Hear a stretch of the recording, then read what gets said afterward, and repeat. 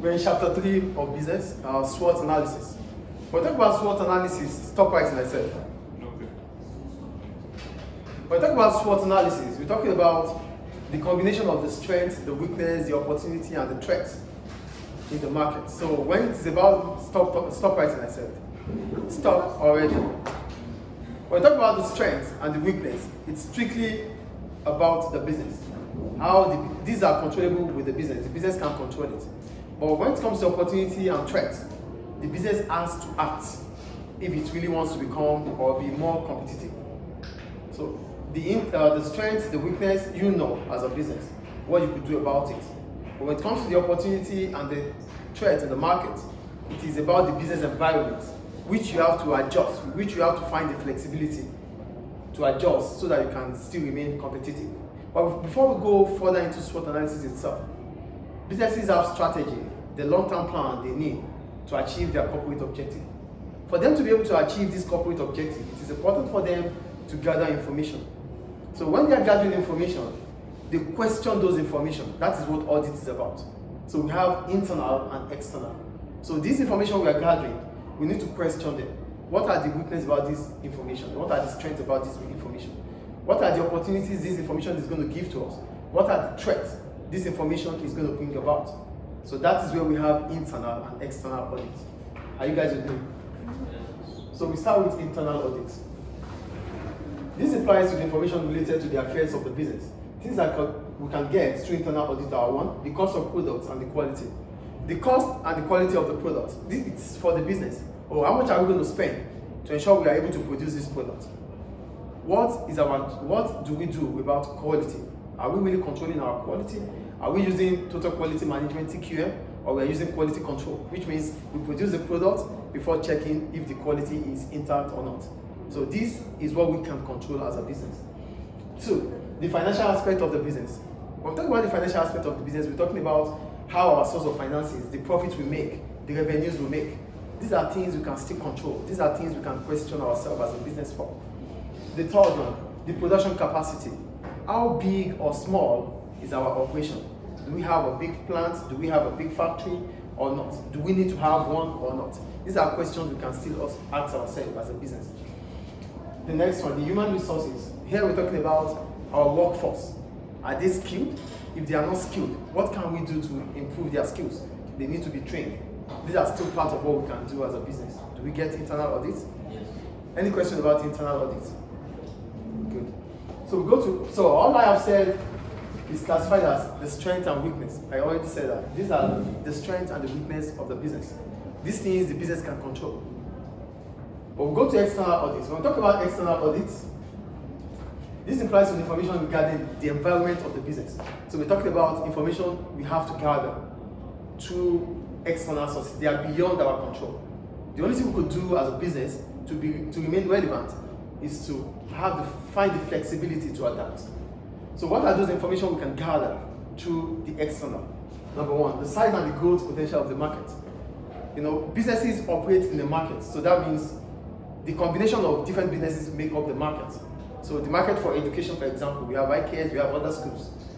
So all these schools, when we have to gather information about these schools, we want to check if the potential of growth, the school, the market for education, does it have the potential to increase or to expand in the future or not?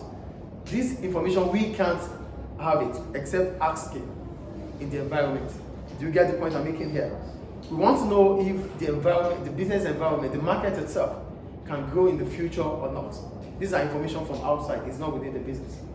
It is not what we can answer, because if the market has to grow, it means new schools have to set up in the future.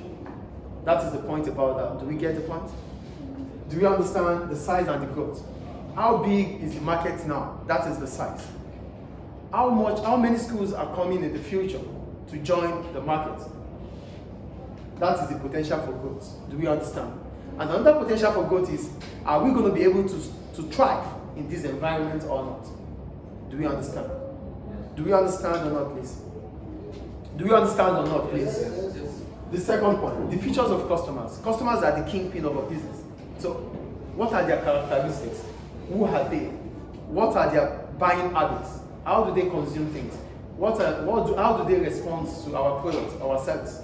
These things are external. We cannot control it. So we need to seek information and question those information. Do we understand customers here? No. No. I said the features of customers. It's simply talking about the characteristics of customers in the market. Businesses sell to customers, yes or no? Yes. So can we control the customers? No. So that means we need to seek information. We need to get information about our customers. Not only our customers, potential customers, customers of our competitors. What do they want to buy? How do they buy? These are questions we need to ask if we want to continue to remain competitive. If not, we're going to lose out. Do we understand? Are we sure our customers are intact? Is it possible to get customers from other competitors? Can we increase our market share? These are questions about customers. Clear? Is it clear now, please? The third one, the product available. The products available, yes. How many kind of your products are in the market? How many homogeneous products are in the market? You have your own products, your competitors have their own products too. So how many of these products are available? Because the more products are available, the less you make in terms of revenue. So if more products are out there as your own competitors, it means you have to share the market because there's no customer in hell. Maybe it's better to write the products availability. The products available. Products availability. No, that means you're going to write product availability. Product availability. Yeah. But when you use product availability, you are referring to yourself. So it's the products available in the market. Yeah, to all competitors. So here you want to know if your product has a better position than those of your competitors or not. Do you understand the products available? Yes. The next one, the distribution of the product. The market has distribution channel. When I'm talking about, sorry please, sit properly. Sit properly, yes please. The product, the market, the business has distribution channel. When we talk about distribution channel, we're talking about the links which the products move from the producer to the final user. So what kind of distribution channel does your competitors use? Oh, do they sell to the retailers? Do they sell to the wholesalers? Do they use agents? These are information you need to ask. Do you understand distribution here? Products will be produced, but they won't be sold where they are being produced. They have to get to the convenience of customers. So the convenience of customers is through distribution. So how do your competitors distribute these products? These are questions you need to ask. So if they are distributing in this way, you have to distribute that way too to remain competitive. Do we understand? The promotional method used in the market. How do they market? How do they promote their products? How do they advertise? What kind of promotion do they use to create awareness about the product, to encourage people to buy? You need to understand how your competitors are doing so that you can also replicate it if you really want to remain competitive. Do you get it? So do you get it or not, please? Yes. We're talking about external audits. These are information that we gather outside the business. And they are the opportunities and the threats in the market. So if your competitors are not doing well, then you should do better than them so that you can gain the market share. Do you get it? And the last one, government regulations. Government laws. There's nothing we could do about them. If government comes up with a policy, it is for us to adapt. Is it clear? So all these will allow a business to know where it stands in the market. You'll be able to compare yourself with those of your competitors. Are they clear? Any question?